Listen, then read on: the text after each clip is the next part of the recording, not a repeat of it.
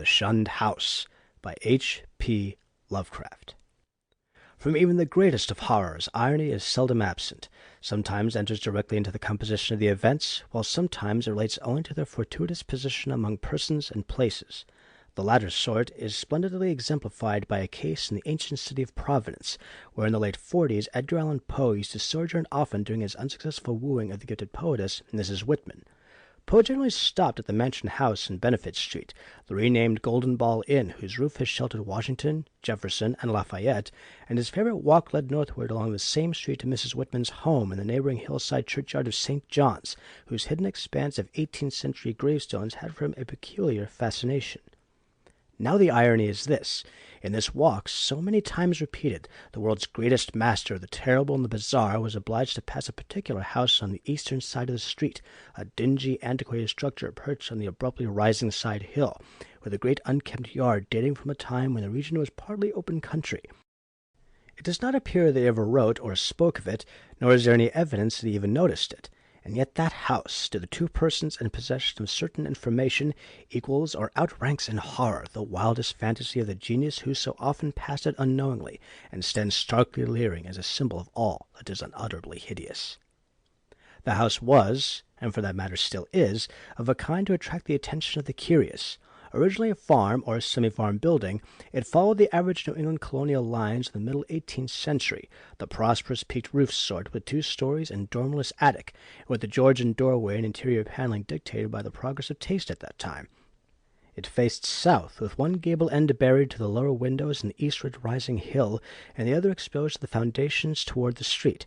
Its construction, over a century and a half ago, had followed the grading and straightening of the road in that especial vicinity, for Benefit Street, at first called Back Street, was laid out as a lane winding amongst the graveyards of the first settlers, and straightened only with the removal of the bodies to the north bare of the ground made it decently possible to cut through the old family plots.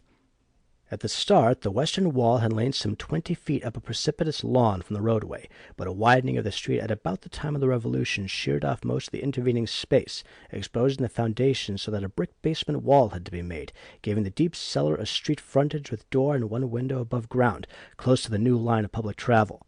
When the sidewalk was laid out a century ago, the last of the intervening space was removed, and Poe in his walks must have seen only a sheer ascent of dull gray brick flush with the sidewalk and surmounted at a height of 10 feet by the antique shingled bulk of the house proper. The farm-like ground extended back very deeply up the hill, almost to Wheaton Street. The space south of the house, abutting on Benefit Street, was of course greatly above the existing sidewalk level, forming a terrace bounded by a high bank wall of damp mossy stone, pierced by a steep flight of narrow steps which led inward between canyon-like surfaces to the upper region of mangy lawn, roomy brick walls, and neglected gardens whose dismantled cement urns, rusted kettles fallen from tripods of knotty sticks, and similar paraphernalia set off the weather-beaten front door with its broken fanlight, rotting ionic pilasters, and wormy triangular pediment. What I heard in my youth about the Shunned House was merely that people died there in alarmingly great numbers. That, I was told, was why the original owners had moved out some 20 years after building the place. It was plainly unhealthy, perhaps because of the dampness and fungus growths in the cellar, the general sickish smell, the drafts to the hallways, or the quality of the well and pump water. These things were bad enough, and these were all that gained belief among the persons whom I knew. Only the notebooks of my antiquarian uncle, Dr. Liu Whipple, revealed to me at length the darker, vaguer surmises which formed an undercurrent of folklore among old-time servants and humble folk, surmises which never traveled far, and which were largely forgotten when Providence grew to be a metropolis with a shifting modern population. The general fact is that the house was never regarded by the solid part of the community as in any real sense haunted. There were no widespread tales of rattling chains, cold currents of air, extinguished lights, or faces at the window. Extremists sometimes said the house was unlucky, but that is as far as even they went. What was really beyond dispute is that a frightful proportion of persons died there, or more accurately, had died there, since after some peculiar happenings over 60 years ago, the building had become deserted through the sheer impossibility of renting it. These persons were not all cut off suddenly by any one cause. Rather did it seem that their vitality was insidiously sapped, so that each one died the sooner from whatever tendency to weakness he may have naturally had. And those who did not die displayed in varying degree a type of anemia or consumption, and sometimes a decline in the mental facilities, which spoke ill for the salubriousness of the building. Neighboring houses, it must be added, seemed entirely free from the noxious quality. This much I knew before my insistent questioning led my uncle to show me the notes which finally embarked us both in our hideous investigation.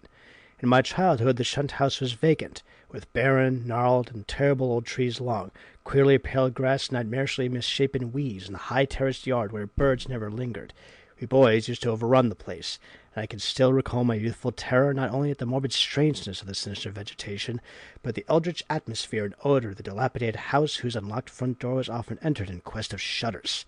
The small pane windows were largely broken, and a nameless air of desolation hung round the precarious paneling, shaky interior shutters, peeling wallpaper, falling plaster, rickety staircases, and such fragments of battered furniture as still remained. The dust and cobwebs added their touch of the fearful, and brave indeed was the boy who had voluntarily ascended the ladder to the attic, a vast raftered length lighted only by small blinking windows in the gable ends, and filled with a massed wreckage of chests, chairs, and spinning wheels which infinite years of deposit had shrouded and festooned into monstrous and hellish shapes. But after all, the attic was not the most terrible part of the house.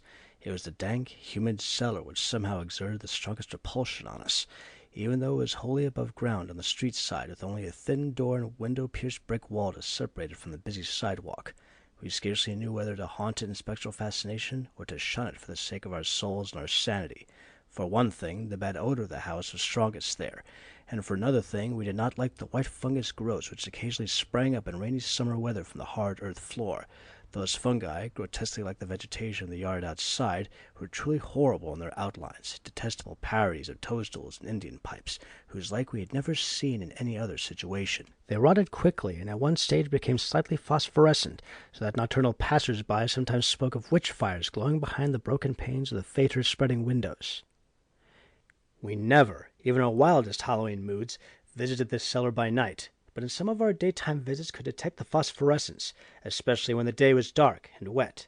There was also a subtler thing that we often thought we detected, a very strange thing which was, however, merely suggestive at most.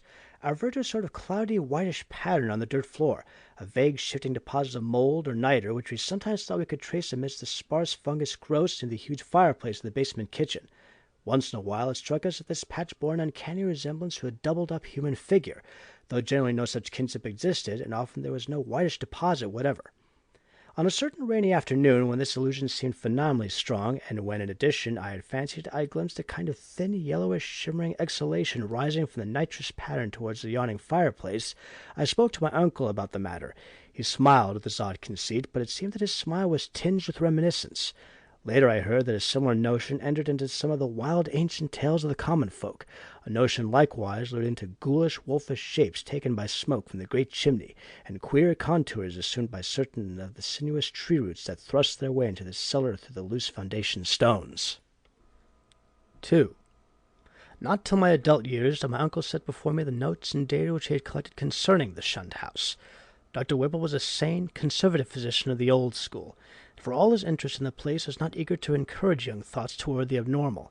His own view, postulating simply a building and location of markedly unsanitary qualities, had nothing to do with abnormality. But he realized that the very picturesqueness which aroused his own interest would in a boy's fanciful mind take on all manner of gruesome, imaginative associations. The doctor was a bachelor, a white-haired, clean-shaven, old-fashioned gentleman, and a local historian of note who had often broken a lance with such controversial guardians of tradition as Sidney S. Ryder and Thomas W. Bicknell. He lived with one manservant in a Georgian homestead with knocker and iron-railed steps, balanced eerily on the steep ascent of North Court Street beside the ancient brick court and colony house where his grandfather, a cousin of that celebrated privateersman Captain Whipple, who burnt His Majesty's armed schooner Gaspee in 1772, had voted in the legislature on May 4th, 1776, for the independence of the Rhode Island colony. Around him, in the damp, low-ceiled library, the musty white paneling, heavy carved overmantel, and small-paned, vine-shaded windows, were the relics and records of his ancient family, among which were many dubious allusions to the Shunned house in Benefit Street.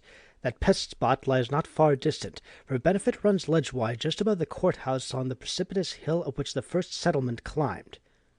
When, in the end, my insistent pestering and maturing years evoked from my uncle the hoarded lore I sought, there lay before me a strange enough chronicle, long-winded, statistical, and drearily genealogical as some of the matter was, There ran through it a continuous thread of brooding, tenacious horror and preternatural malevolence which impressed me even more than it impressed the good doctor.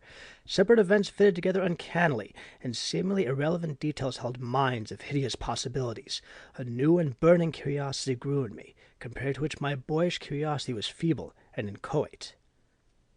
The first revelation led to an exhaustive research, and finally to that shuddering quest which proved so disastrous to myself and mine. For at the last my uncle insisted on joining the search I had commenced, and after a certain night in that house he did not come away with me. I am lonely without that gentle soul whose long years are filled only with honor, virtue, good taste, benevolence, and learning.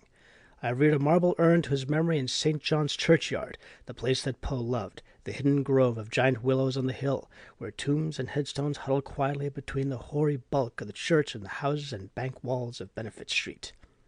The history of the house, opening amidst a maze of dates, revealed no trace of the sinister either about its construction or about the prosperous and honorable family who built it. Yet from the first a taint of calamity, soon increased to boding significance, was apparent. My uncle's carefully compiled record began at the building of the structure in 1763, and followed the theme with an unusual amount of detail. The Shunned house, it seems, was first inhabited by William Harris and his wife Rhoby Dexter, with their children Elkanah, born in 1755, Abigail, born in 1757, William Jr., born in 1759, and Ruth, born in 1761. Harris was a substantial merchant and seaman in the West India trade, connected with the firm of Obadiah Brown and his nephews. After Brown's death in 1761, the new firm of Nicholas Brown and Company made him master of the brig Prudence, Providence built, of 120 tons, thus enabling him to erect the new homestead he had desired ever since his marriage. The site he had chosen, a recently straightened part of the new and fashionable back street, which ran along the side of the hill above crowded Cheapside, was all that could be wished, and the building did justice to the location. It was the best that moderate means could afford, and Harris hastened to move in before the birth of a fifth child which the family expected. That child, a boy, came in December, but was stillborn. Nor was any child to be born alive in that house for a century and a half. The next April, sickness occurred among the children, and Abigail and Ruth died before the month was over. Dr. Job Ives diagnosed the trouble as some infantile fever, though others declared it as more of a mere wasting away or decline. It seemed, in any event, to be contagious, for Hannah Bowen, one of the two servants, died of it in the following June. Eli Liddison, the other servant, constantly complained of weakness, and would have returned to his father's farm in Rehoboth, but for a sudden attachment for Meditable Pierce, who was hired to succeed Hannah.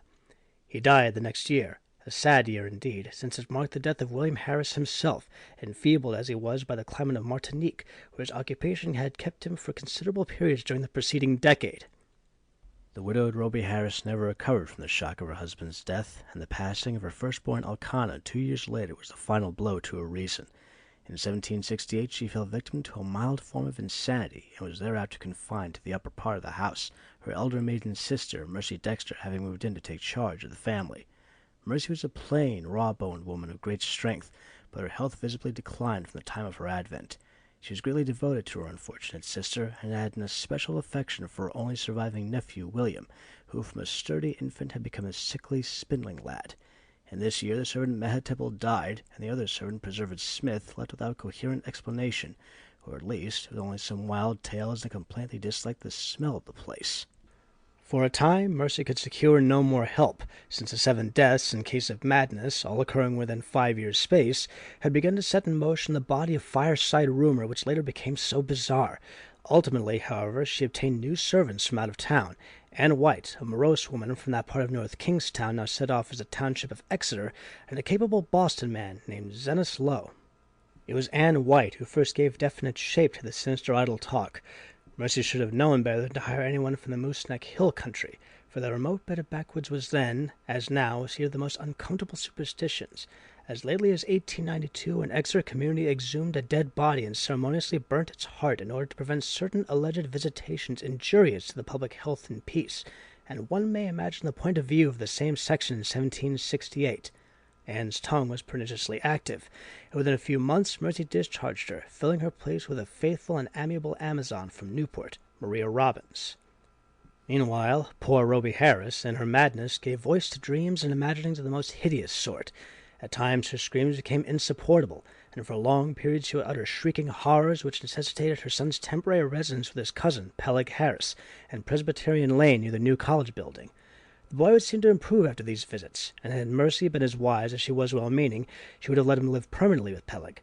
Just what Mrs. Harris cried out in her fits of violence, tradition hesitates to say, or rather presents such extravagant accounts that they nullify themselves through sheer absurdity.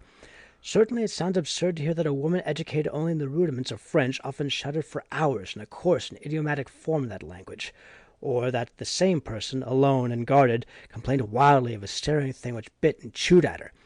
In 1772 the servant Zenas died, and when Mrs. Harris heard of it she laughed with a shocking delight utterly foreign to her. The next year she herself died, and was laid to rest in the North Burial Ground beside her husband. Upon the outbreak of trouble with Great Britain in 1775, William Harris, despite his scant 16 years and feeble constitution, managed to enlist in the Army of Observation under General Greene, and from that time on enjoyed a steady rise in health and prestige. In 1780, as a captain in the Rhode Island forces in New Jersey under Colonel Engle, he met and married Phoebe Hetfield of Elizabethtown, who he brought to Providence upon his honorable discharge in the following year. The young soldier's return was not a thing of unmitigated happiness. The house, it is true, was still in good condition, and the street had been widened and changed in name from Back Street to Benefit Street. But Mercy Dexter's once robust frame had undergone a sad and curious decay, so that she was now a stooped and pathetic figure with hollow voice and disconcerting pallor qualities, shared to a singular degree by the one remaining servant, Maria. In the autumn of 1782, Phoebe Harris gave birth to a stillborn daughter, and on the 15th of the next May, Mercy Dexter took leave of a useful, austere, and virtuous life. William Harris, at last thoroughly convinced of the radically unhealthful nature of his abode, now took steps toward quitting it and closing it forever. Securing temporary quarters for himself and his wife at the newly opened Golden Ball Inn, he arranged for the building of a new and finer house in Westminster Street, in the growing part of the town across the Great Bridge. There, in 1785, his son Doutet was born, and there the family dwelt till the encroachments of commerce drove them back across the river and over the hill to Angle Street, in the newer East Side residence district, where the late Archer Harris built his sumptuous but hideous French-roofed mansion in 1876. William and Phoebe both succumbed to the yellow fever epidemic of 1797, but Doutet was brought up by his cousin Rathbone Harris, Peleg's son. Rathbone was a practical man, and rented the Benefit Street house despite William's wish to keep it vacant. He considered it an obligation to his ward to make the most of all the boy's property, nor did he concern himself with the deaths and illnesses which caused so many changes of tenants, or the steadily growing aversion with which the house was generally regarded. It's likely that he felt only vexation when, in 1804, the town council ordered him to fumigate the place with sulphur, tar, and gum camphor on account of the much-discussed deaths of 4 persons, presumably caused by a then diminishing fever epidemic. They said the place had a febrile smell. Doutet himself thought little of the house, for he grew up to be a privateersman and served with distinction on the Vigilant under Captain Cahoon in the War of 1812. He returned unharmed, married in 1814, and became a father on that memorable night of September 23, 1815, when a great gale drove the waters of the bay over half the town, and floated a tall sloop up Westminster Street so that its masts almost tapped the Harris windows in symbolic affirmation that the new boy, Welcome, was a seaman's son. Welcome did not survive his father, but lived to perish gloriously at Fredericksburg in 1862. Neither he nor his son Archer knew of the Shunned house as other than a nuisance almost impossible to rent, perhaps on account of the mustiness and sickly odor of unkempt old age. Indeed, it never was rented after a series of deaths culminating in 1861, which the excitement of the war tended to throw into obscurity. Carrington Harris, last of the male line, knew it only as a deserted and somewhat picturesque center of legend until I told him my experience. He had meant to tear it down and build an apartment house on the site, but after my account had decided to let it stand, install plumbing, and rent it. Nor has he yet had any difficulty in obtaining tenants. The horror was gone. Part 3. It may well be imagined how powerfully I was affected by the annals of the Harrises. In this continuous record there seemed to me to brood a persistent evil beyond anything in nature as I had known it, an evil clearly connected with the house, and not with the family. This impression was confirmed by my uncle's less systemic array of miscellaneous data, legends transcribed from the servant gossip, cuttings from the papers, copies of death certificates by fellow physicians, and the like. All this material I cannot hope to give, for my uncle was a tireless antiquarian and very deeply interested in the Shunned house, but I may refer to several dominant points which are noticed by their occurrence through many reports from diverse sources. For example, the servant gossip was practically unanimous in attributing to the fungus and malodorous cellar of the house a vast supremacy and evil influence. There had been servants, and white especially, who would not use the cellar kitchen, and at least 3 well-defined legends bore upon the queer, quasi-human or diabolic outlines assumed by tree roots and patches of mold in that region. These latter narratives interested me profoundly, on account of what I had seen in my boyhood, but I felt that most of the significance had in each case been largely obscured by additions from the common stock of local ghost lore. Anne White, with her exorcist superstition, had promulgated the most extravagant and at the same time most consistent tale, alleging that there must lie buried beneath the house one of those vampires, the dead who retain their bodily form and live on the blood or breath of the living, whose hideous legions send their preying shapes or spirits abroad by night. To destroy a vampire, one must, the grandmothers say, exhume it and burn its heart, or at least drive a stake through that organ, and Anne's dogged insistence on a search under the cellar had been prominent in bringing about her discharge. Her tales, however, commanded a wide audience, and were the more readily accepted because the house indeed stood on land once used for burial purposes. To me, their interest depended less on this circumstance than on the peculiarly appropriate way in which they dovetailed with certain other things.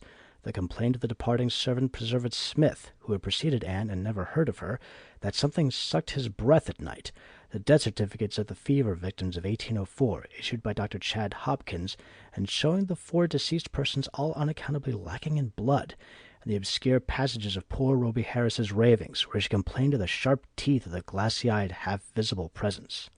Free from unwarranted superstition though I am, these things produced in me an odd sensation, which was intensified by a pair of widely separated newspaper cuttings relating to deaths in the Shunned house, one from the Providence Gazette and Country Journal of April 12, 1815, and the other from the Daily Transcript and Chronicle of October 27, 1845, each of which detailed an appallingly grisly circumstance whose duplication was remarkable. It seems that in both instances the dying person, in 1815 a gentle old lady named Stafford, and in 1845 a schoolteacher of middle age named Eleazar Durfee, became transfigured in a horrible way, glaring glassily and attempting to bite the throat of the attending physician. Even more puzzling, though, was the final case which put an end to the renting of the house, a series of anemia deaths preceded by progressive madnesses wherein the patient would craftily attempt the lives of his relatives by incisions in the neck or wrist. This was in 1860 and 1861, when my uncle had just begun his medical practice, and before leaving for the front he heard much of it from his elder professional colleagues. The really inexplicable thing was the way in which the victims, ignorant people, for the ill-smelling and widely shunned house could not be rented to no others, would babble maledictions in French, a language they could not possibly have studied to any extent. It made one think of poor Roby Harris nearly a century before, and so moved my uncle that he commenced collecting historical data on the house after listening, some time subsequent to his return from the war, to the first-hand account of Doctors Chase and Whitmarsh. Indeed, I could see that my uncle had thought deeply on this subject, and that he was glad of my own interest, an open-minded and sympathetic interest which enabled him to discuss with me matters at which others would merely have laughed. His fancy had not gone so far as mine, but he felt that the place was rare in its imaginative potentialities, and worthy of note as an inspiration in the field of the grotesque and the macabre. For my part, I was disposed to take the whole subject with profound seriousness, and began at once not only to review the evidence, but to accumulate as much more as I could. I talked with the elderly Archer Harris, then owner of the house, many times before his death in 1916, and obtained of him and his still surviving maiden sister Alice an authentic corroboration of all the family data my uncle had collected. When, however, I asked them what connection with France or its language the house could have, they confessed themselves as frankly baffled and ignorant as I. Archer knew nothing, and all that Miss Harris could say was that an old allusion her grandfather, Dutay Harris, had heard of might have shed a little light. The old seaman, who had survived his son Welcome's death in battle by 2 years, had not himself known the legend, but recalled that his earliest nurse, the ancient Maria Robbins, seemed darkly aware of something that might have lent a weird significance to the French raving of Roby Harris, which he had so often heard during the last days of that hapless woman. Maria had been at the Shunned house from 1769 till the removal of the family in 1783, and had seen Mercy Dexter die. Once she hinted to the child Dutay of a somewhat peculiar circumstance in Mercy's last moments, but he had soon forgotten all about it save that it was something peculiar. The granddaughter, moreover, recalled even this much with difficulty. She and her brother were not so much interested in the house as was Archer's son Carrington, the present owner, with whom I had talked after my experience. Having exhausted the Harris family of all the information it could furnish, I turned my attention to early town records and deeds with a zeal more penetrating than that which my uncle had occasionally shown in the same work. What I wished was a comprehensive history of the site from its very settlement in 1636, or even before, if any Narragansett Indian legend could be unearthed to supply the data. I found, at the start, that the land had been part of the long strip of home lot granted originally to John Throckmorton, one of many similar strips beginning at the town street beside the river and extending up over the hill to a line roughly corresponding with the modern Hope Street. The Throckmorton lot had later, of course, been much subdivided, and I became very assiduous in tracing that section through which Back or Benefit Street was later run. It had, as rumor indeed said, been the Throckmorton graveyard, but as I examined the records more carefully, I found that the graves had all been transferred at an early date to the North Burial Ground on the Pawtucket West Road. Then suddenly I came, by a rare piece of chance, since it was not in the main body of records and might easily have been missed, upon something which aroused my keenest eagerness, fitting in as if it did with several of the queerest phases of the affair. It was a record of a lease, in 1697, of a small tract of ground to an Etienne Roulet and wife. At last the French element had appeared, that and another deeper element of horror which the name conjured up from the darkest recesses of my weird and heterogeneous reading, and I feverishly studied the plotting of the locality as it had been before the cutting through and partial straightening of Back Street between 1747 and 1758. I found what I had half expected, that where the Shunned house now stood the Roulets had laid out their graveyard behind a one-story and attic cottage, and that no record of any transfer of graves existed. The document, indeed, ended in much confusion, and I was forced to ransack both the Rhode Island Historical Society and Shepley Library before I could find a local door which the name of Etienne Roulet would unlock. In the end I did find something of such vague but monstrous import that I set about at once to examine the cellar of the Shunned house itself with a new and excited minuteness. The Roulets, it seemed, had come in 1696 from East Greenwich down the west shore of Narragansett Bay. They were Huguenots from Cod, and had encountered much opposition before the Providence selectmen allowed them to settle in the town.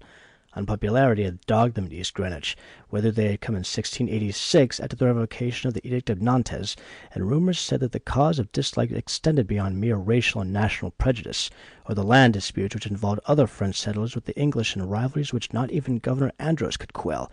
But their ardent Protestantism, too ardent, some whispered, and their evident distress when virtually driven from the village down the bay, had moved the sympathy of the town fathers. Here the strangers had been granted a haven, and the swarthy Etienne Roulet, less apt at agriculture than at reading queer books and drawing queer diagrams, was given a clerical post in the warehouse at Pardon Tillinghast Wharf, far south in Town Street.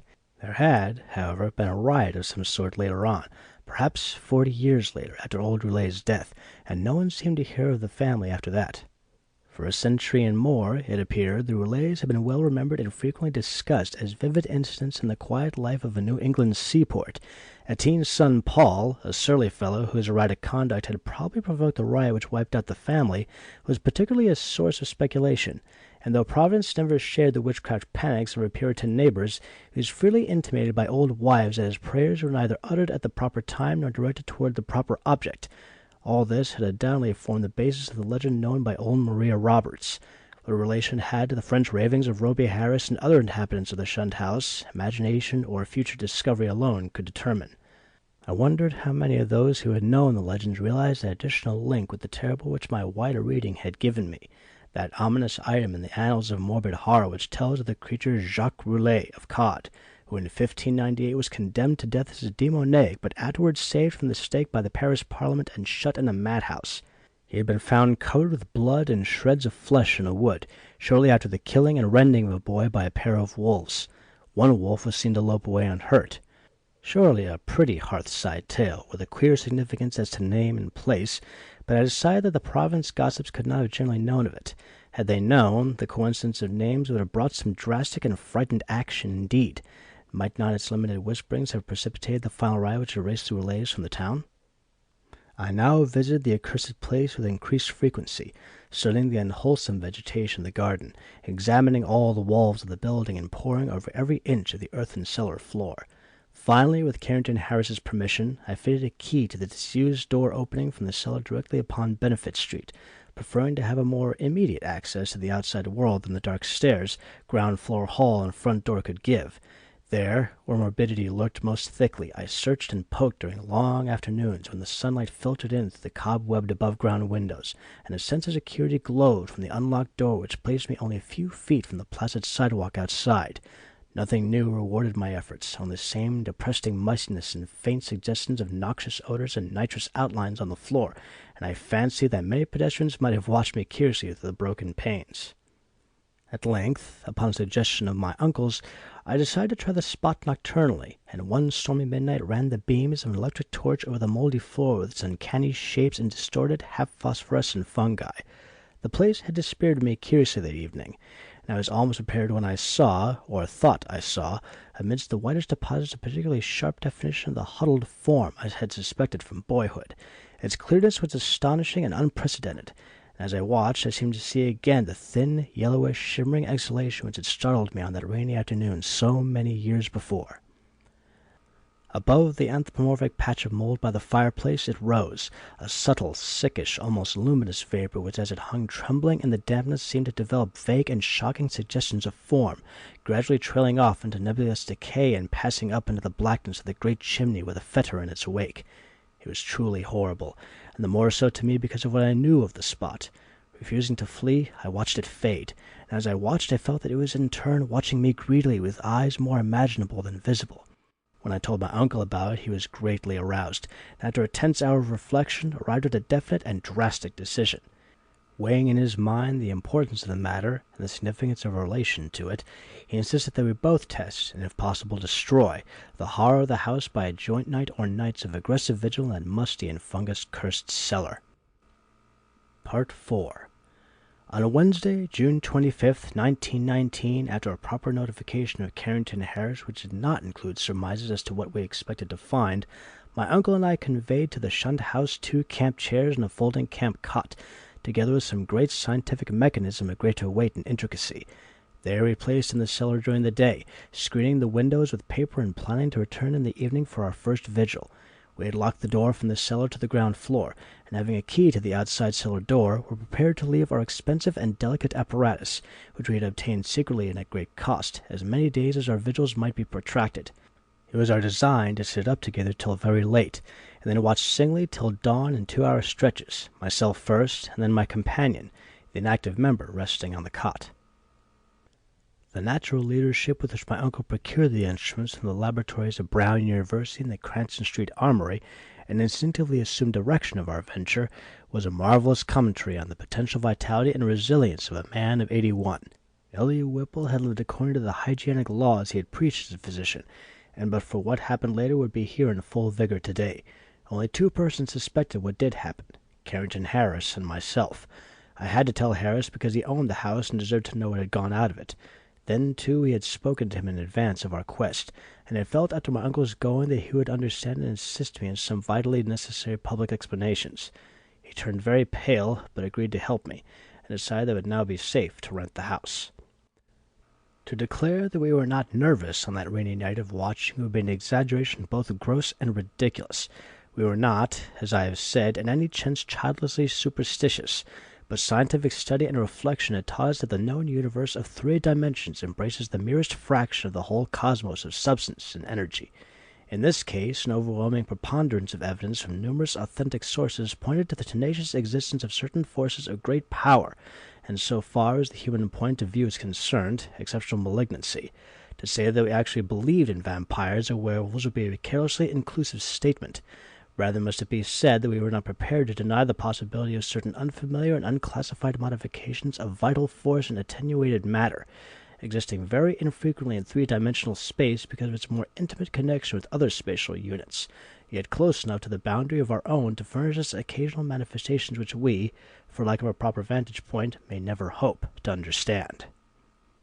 In short, it seemed to my uncle and me that an incontrovertible array of facts pointed to some lingering influence in the Shunned house, traceable to one or another of the ill-favored French settlers of 2 centuries before, and still operative through rare and unknown laws of atomic and electronic motion, that the family of Roulet possessed an abnormal affinity for outer circles of entity, dark spheres which for normal folk only hold repulsion and terror, their recorded history seemed to prove. Had not, then, the rise of those bygone 1730s set moving certain kinetic patterns in the morbid brain of one or more of them, notably the sinister Paul Roulet, which obscurely survived the bodies murdered and buried by the mob, and continued to function some multiple dimension space on the original lines of force determined by a frantic hatred of the encroaching community? Such a thing was surely not a physical or biochemical impossibility in the light of the newer science, which includes the theories of relativity and interatomic action. One might easily imagine an alien nucleus of substance or energy, formless or otherwise, kept alive by imperceptible or immaterial subtractions from the life force or bodily tissue and fluids of other and more palpably living things, into which it penetrates and with whose fabric it sometimes completely merges itself. It might be actively hostile, or it might be dictated merely by blind motives of self-preservation. In any case, such a monster must of necessity be in our scheme of things an anomaly and an intruder, whose extirpation forms a primary duty with every man not an enemy to the world's life, health, and sanity. What baffled us was our utter ignorance of the aspect in which we might encounter the thing. No sane person had ever seen it, and few had ever felt it definitely. It might be pure energy, a form ethereal and outside the realm of substance, or it might be partly material, some unknown and equivocal mass of plasticity, capable of changing at will to nebulous approximations of the solid, liquid, gaseous, or tenuously unparticled states. The anthropomorphic patch of mold on the floor, the form of the yellowish vapor, and the curvature of the tree roots in some of the old tales, all argued at least a remote and reminiscent connection with the human shape. But how representative or permanent that similarity might be, none could say with any kind of certainty. We had devised two weapons to fight it, a large and specially fitted Crookes tube operated by powerful storage batteries and provided with peculiar screens and reflectors, in case it proved intangible and opposable only by vigorously destructive ether radiations, and a pair of military flamethrowers of the sort used in the World War, in case it proved partly material and susceptible of mechanical destruction. For like the superstitious Exeter rustics, we were prepared to burn the thing's heart out, if heart existed to burn. All this aggressive mechanism we set in the cellar in positions carefully arranged with reference to the cotton chairs, and to the spot before the fireplace where the mold had taken strange shapes. That suggestive patch, by the way, was only faintly visible when we placed our furniture and instruments, and when we returned that evening for the actual vigil. For a moment I half doubted that I had ever seen it in the more definitely limbed form, but then I thought of the legends. Our cellar vigil began at 10 p.m. daylight saving time, and as it continued we found no promise of pertinent developments. A weak, filtered glow from the rain-harassed street lamps outside, and a feeble phosphorescence from the detestable fungi within, showed the dripping stone of the walls, from which all traces of whitewash had vanished, the dank, fetid, and mildew-tainted hard earth floor of the obscene fungi, the rotting remains of what had been stools, chairs, and tables, and other more shapeless furniture, the heavy planks and massive beams of the ground floor overhead, the decrepit plank door leading to bins and chambers beneath other parts of the house, the crumbling stone staircase with ruined wooden handrail, and the crude, cavernous fireplace of blackened brick where rusted iron fragments revealed the past presence of hokes, andirons, spit, crane, and a door to the Dutch oven. These things, and our austere cotton camp chairs, and the heavy and intricate destructive machinery we had brought. We had, as in my own former explorations, left the door to the street unlocked, so that a direct and practical path of escape might lie open in case of manifestations beyond our power to deal with. It was our idea that our continued nocturnal presence would call forth whatever malign entity lurked there, and that being prepared, we could dispose of the thing with one or the other of our provided means as soon as we had recognized and observed it sufficiently. How long might be required to evoke and extinguish the thing, we had no notion. It occurred to us, too, that our adventure was far from safe, for in what strength the thing might appear no one could tell. But we deemed the game worth the hazard, and embarked on it alone and unhesitatingly, conscious that the seeking of outside aid would only expose us to ridicule and perhaps defeat our entire purpose. Such was our frame of mind as we talked, far into the night, till my uncle's growing drowsiness made me remind him to lie down for his 2 hours' sleep. Something like fear chilled me as I sat there in the small hours alone. I say alone, for one who sits by a sleeper is indeed alone, perhaps more alone than he can realize. My uncle breathed heavily, his deep inhalations and exhalations accompanied by the rain outside, and punctuated by another nerve-wracking sound of distant dripping water within, for the house was repulsively damp even in dry weather, and in this storm positively swamp-like. I studied the loose, antique masonry of the walls and the fungus light and the feeble rays which stole in from the street through the screened window, and once, when the noisome atmosphere of the place seemed about to sicken me, I opened the door and looked up and down the street, feasting my eyes on familiar sights and my nostrils on wholesome air. Still nothing occurred to reward my watching, and I yawned repeatedly, fatigue getting the better of apprehension. Then the stirring of my uncle in his sleep attracted my notice. He had turned restlessly on the cot several times during the latter half of the first hour, but now he was breathing with unusual irregularity, occasionally heaving a sigh which held more than a few of the qualities of a choking man. I turned my electric flashlight on him and found his face averted, so rising and crossing the other side of the cot, I again flashed the light to see if he had seemed in any pain. What I saw unnerved me most surprisingly, considering its relative triviality. It must have been merely the association of any odd circumstance with the sinister nature of our location and mission, for surely the circumstance was not in itself frightful or unnatural. It was merely that my uncle's facial expression, disturbed no doubt by the strange dreams which our situation prompted, betrayed considerable agitation, seemed not at all characteristic of him. His habitual expression was one of kindly and well-bred calm, whereas now a variety of motions seemed struggling within him. I think, on the whole, that it was this variety which chiefly disturbed me. My uncle, as he gasped and tossed in increasing perturbation, and with eyes that had now started open, seemed not one but many men, and suggested a curious quality of alienage from himself. All at once he commenced to mutter, and I did not like the look of his mouth and teeth as he spoke. The words were at first indistinguishable, and then, with a tremendous start, I recognized something about them which filled me with icy fear till I recalled the breadth of my uncle's education and the interminable translations he had made from anthropological and antiquarian articles in the Revue des Deux Mondes, for the venerable Eliawip was muttering in French, and the few phrases I could distinguish seemed connected with the darkest myths he had ever adapted from the famous Paris magazine. Suddenly a perspiration broke out on the sleeper's forehead, and he leapt abruptly up, half awake. The jumble of French changed to a cry in English, and the hoarse voice shouted excitedly, "My breath! My breath!" Then the awakening became complete, and with the subsidence of facial expression to the normal state of my uncle seized my hand and began to relate a dream whose nucleus of significance I could only surmise with a kind of awe. He had, he said, floated off from a very ordinary series of dream pictures into a scene whose strangeness was related to nothing he had ever read. It was of this world, and yet none of it, a shadowy geometrical confusion in which could be seen elements of familiar things in most unfamiliar and perturbing combinations.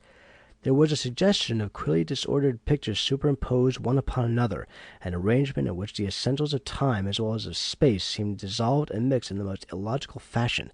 Once my uncle thought he lay in a carefully dug-open pit, with a crowd of angry faces framed by straggling locks and three-cornered hats frowning down upon him.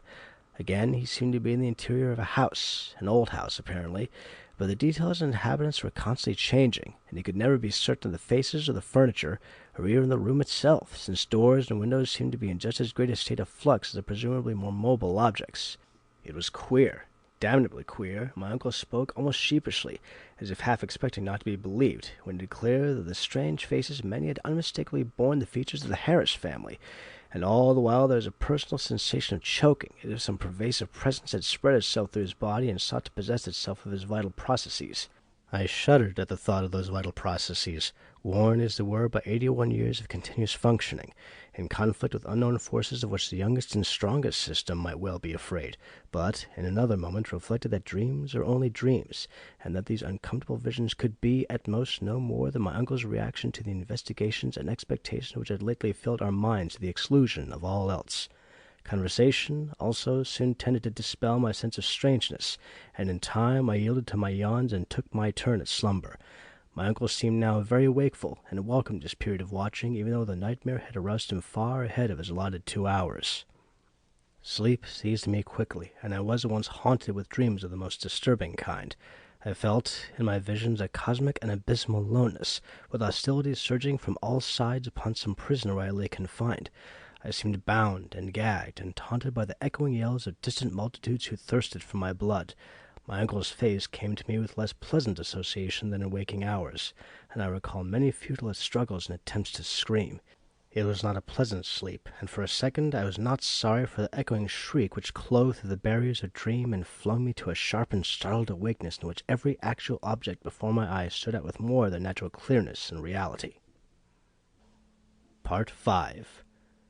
I had been lying with my face away from my uncle's chair, so that in the sudden flash of awakening I saw only the door to the street, the window, and the wall and floor and ceiling toward the north of the room, all photographed with morbid vividness on my brain in a light brighter than the glow of the fungi or the rays from the street outside. It was not a strong or even a fairly strong light, certainly not nearly strong enough to read an average book by, but it cast a shadow of myself on the cot on the floor, and had a yellowish penetrating force that hinted at things more potent than luminosity. This I perceived with unhealthy sharpness, despite the fact that two of my other senses were violently assailed. For on my ears rang the reverberations of that shocking scream, while my nostrils revolted at the stench which filled the place. My mind, as alert as my senses, recognized the gravely unusual, and almost automatically I leapt up and turned about to grasp the destructive instruments which we had left trained on the mouldy spot before the fireplace. As I turned, I dreaded what I was to see, for the scream had been in my uncle's voice, and I knew not against what menace I should have to defend him and myself. Yet after all, the sight was worse than I had dreaded. There are horrors beyond horrors, and this was one of those nuclei of all dreamable hideousness which the cosmos saves to blast an accursed and unhappy few. Out of the fungus-ridden earth steamed up a vaporous corpse-light, yellow and diseased, which bubbled and lapped to a gigantic height in vague outlines half human and half monstrous, through which I could see the chimney and fireplace beyond. It was all eyes, wolfish and mocking, and the rugose insect-like head dissolved at the top to a thin stream of mist which curled putridly about and finally vanished up the chimney. I say that I saw this thing, but it is only in conscious retrospection that I ever definitely traced its damnable approach to form.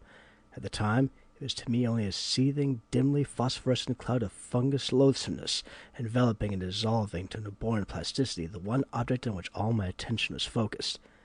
That object was my uncle, the venerable Elihu Whipple, who with blackening and decaying features leered and gibbered at me, and reached out dripping claws to rend me in the fury which his horror had brought. It was a sense of routine which kept me from going mad. I had drilled myself in preparation for the crucial moment, and blind training saved me. Recognizing the bubbling evil as no substance reachable by matter or material chemistry, and therefore ignoring the flamethrower which loomed on my left, I threw on the current of the Crookes tube apparatus and focused toward that scene of immortal blasphemousness the strongest ether radiations which man's art can arouse from the space and fluids of nature. There was a bluish haze and a frenzied sputtering, and the yellowish phosphorescence grew dimmer to my eyes. But I saw the dimness was only that of contrast, that the waves from the machine had no effect whatsoever. Then, in the midst of that demoniac spectacle, I saw fresh horror which brought cries to my lips and sent me fumbling and staggering toward that unlocked door to the quiet street, careless of what abnormal terrors I loosed upon the world, or what thoughts or judgments of men I brought down upon my head. In that dim blend of blue and yellow, the form of my uncle had commenced a nauseous liquefaction whose essence eludes all description, in which there played across his vanishing face such changes of identity as only madness can conceive. He was at once a devil and a multitude, a charnel house and a pageant, lit by the mixed and uncertain beams that gelatinous face assumed a dozen, a score, 100 aspects, grinning as it sank to the ground on a body that melted like tallow, and the caricatured likeness of legions strange and yet not strange. I saw the features of the harassed line, masculine and feminine, adult and infantile, and other features old and young, coarse and refined, familiar and unfamiliar. For a second there flashed a degraded counterfeit of a miniature of poor, mad Roby Harris that I had seen in the School of Design Museum, and another time I thought I caught the raw-boned image of Mercy Dexter as I recalled her from a painting in Carrington Harris's house. It was frightful beyond conception, toward the last, when a curious blend of servant and baby visages flickered close to the fungus floor where a pool of greenish grease was spreading. It seemed as though the shifting features fought against themselves and strove to form contours like those of my uncle's kindly face. I like to think that he existed at that moment, and that he tried to bid me farewell. It seems to me I hiccuped a farewell from my own parched throat as I lurched out into the street, a thin stream of grease following me through the door to the rain-drenched sidewalk. The rest is shadowy and monstrous. There was no one in the soaking street, and in all the world there was no one I dared tell. I walked aimlessly south past College Hill and the Athenaeum, down Hopkins Street and over the bridge to the business section where tall buildings seemed to guard me as modern material things guard the world from ancient and unwholesome wonder. Then gray dawn unfolded wetly from the east, silhouetting the archaic hill and its venerable steeples, and beckoning me to the place where my terrible work was still unfinished. And in the end I went, wet, hatless, and dazed in the morning light, and entered that awful door and benefit tree which I had left ajar, and which still swung cryptically in full sight of the early householders to whom I dare not speak. The grease was gone, for the moldy floor was porous, and in front of the fireplace was no vestige of the giant doubled-up form traced in niter. I looked at the cot, the chairs, the instruments, my neglected hat, and the yellowed straw hat of my uncle. Dazedness was uppermost, and I could scarcely recall what was dream and what was reality. Then thought trickled back, and I knew that I had witnessed things more horrible than I had dreamed. Sitting down, I tried to conjecture as nearly as sanity would let me just what had happened, and how I might end the horror, if indeed it had been real. Matter it seemed not to be, nor ether, nor anything else conceivable by mortal mind. What, then, but some exotic emanation, some vampirish vapor such as Exeter rustics tells of as lurking certain churchyards? This, I felt, was the clue, and again I looked at the floor before the fireplace where the mold and niter had taken strange forms.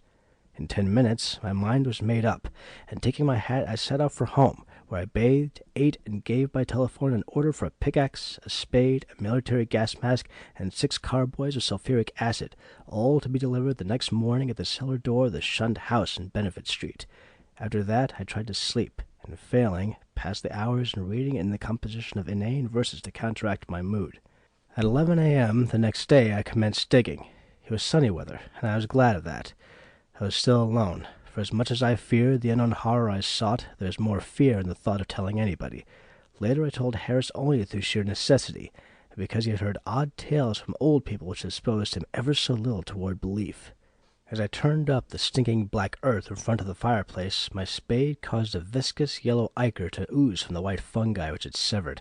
I trembled at the dubious thoughts of what I might uncover. Some secrets of inner earth are not good for mankind, and this seemed to me one of them. My hand shook perceptibly, but still I delved. After a while, standing in the large hole I had made. With the deepening of the hole, which was about 6 feet square, the evil smell increased, and I lost all doubt of my intimate contact with the hellish thing whose emanations had cursed the house for over a century and a half. I wondered what it would look like, what its form and substance would be, and how big it might have waxed through long ages of life-sucking. At length I climbed out of the hole and dispersed the heaped-up dirt, then arranging the great carboys of acid around it near 2 sides, so that when necessary I might empty them all down the aperture in quick succession. After that I dumped earth only along the other 2 sides, working more slowly and donning my gas mask as the smell grew. I was nearly unnerved at my proximity to a nameless thing at the bottom of a pit. Suddenly my spade struck something softer than earth. I shuddered and made a motion as if to climb out of the hole, which was now as deep as my neck. Then courage returned, and I scraped away more dirt in the light of the electric torch I had provided. The surface I uncovered was fishy and glassy, a kind of semi-putrid congealed jelly with suggestions of translucency. I scraped further, and saw that it had form. There was a rift where a part of the substance was folded over. The exposed area was huge and roughly cylindrical, like a mammoth soft blue-white stovepipe doubled in 2, its largest part some 2 feet in diameter. Still more I scraped, and then abruptly I leapt out of the hole and away from the filthy thing, frantically unstopping and tilting the heavy carboys and precipitating their corrosive contents one after another down the charnel gulf and upon the unthinkable abnormality whose tightened elbow I had seen. The blinding maelstrom of greenish-yellow vapor which surged tempestuously up from that hole as the floods of acid descended will never leave my memory. All along the hill people tell of the yellow day, when virulent and horrible fumes arose from the factory waste dumped in the Providence River, but I know how mistaken they are as to the source. They tell, too, of the hideous roar which at the same time came from some disordered water pipe or gas main underground, but again I could correct them if I dared. It was unspeakably shocking, and I do not see how I lived through it. I did faint after emptying the 4th carboy, which I had to handle after the fumes had begun to penetrate my mask, but when I recovered I saw that the hole was emitting no fresh vapors. The 2 remaining carboys I emptied down without particular result, and after a time I felt it safe to shovel the earth back into the pit. It was twilight before I was done, but fear had gone out of the place. The dampness was less fetid, and all the strange fungi had withered to a kind of harmless greyish powder which blew ash-like along the floor. One of earth's nethermost terrors had perished forever, and if there be a hell, it had received at last the demon soul of an unhallowed thing. As I patted down the last spadeful of mold, I shed the first of the many tears with which I have paid unaffected tribute to my beloved uncle's memory. The next spring no more pale grass and strange weeds came up in the Shunned house's terraced garden, and shortly afterward Carrington Harris rented the place. It is still spectral, but its strangeness fascinates me, and I shall find mixed with my relief a queer regret when it is torn down to make way for a tawdry shop or vulgar apartment building. The barren old trees in the yard have begun to bear small, sweet apples, and last year the birds nested in their gnarled boughs. End of The Shunned House by H.P. Lovecraft.